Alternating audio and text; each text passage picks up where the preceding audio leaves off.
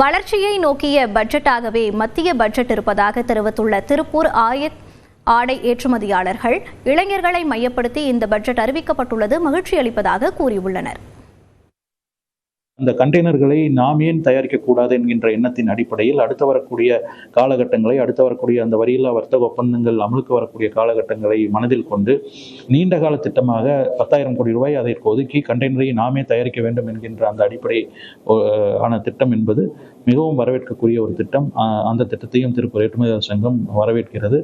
அதுபோல தொழிலாளர்களுக்கான ஊக்குவிப்பு தொகை என்கின்ற ஒரு அறிவிப்பு வெளியாகிருக்கிறது. ஓரிரு நாட்களில் அதன் விவரங்கள் தெரியும் போது அதுவும் கட்டாயமாக ஜவுளித்துறைக்கு உதவும் ஒரு திட்டமாகவே பார்க்கின்றோம். இந்த பட்ஜெட் growth oriented பட்ஜெட்டாக இருக்கிறது. ஆனால் நாங்கள் வைத்த கோரிக்கை, அதாவது அமெரிக்கல் ஏற்றுமதிக்கு நாங்கள் ஒரு மார்க்கெட் ஃபோக்கஸ் ஸ்கீம் என்ற முறையில் ஒரு ஃபண்ட் வேண்டும் என்று கேட்டிருந்தோம். அதை இந்த பட்ஜெட்டில் அறிவிக்கவில்லை. நாங்கள் வேண்டி கேட்டுக்கொள்வதெல்லாம் மாண்புமிகு நிதி அமைச்சர்கள் எங்களுடைய நிலையை உணர்ந்து, உண்மையான நிலையை உணர்ந்து இந்த மார்க்கெட் ஃபோக்கஸ் ஸ்கீம் என்ற ஒரு ஸ்கீமை இமிடியட்டாக அறிவித்தார்களால் எங்களுக்கு அது மிகவும் உதவியாக இருக்கும். எதிர்கால வளர்ச்சியை நோக்கமாக கொண்டு மத்திய பட்ஜெட் அறிவிக்கப்பட்டுள்ளதாக கோவை இந்திய தொழில் வர்த்தக சபை அமைப்பினர் தெரிவித்துள்ளனர். Budget is positive and it's growth oriented. அடுத்த 5 வருஷம் இந்தியா ஸ்ட்ராங்கா இருக்கணும்னு அதுக்கு தான் எய்ம் பண்ணிட்டு இருக்கிறாங்க கவர்மெண்ட். இப்போ we are the 4th largest economy.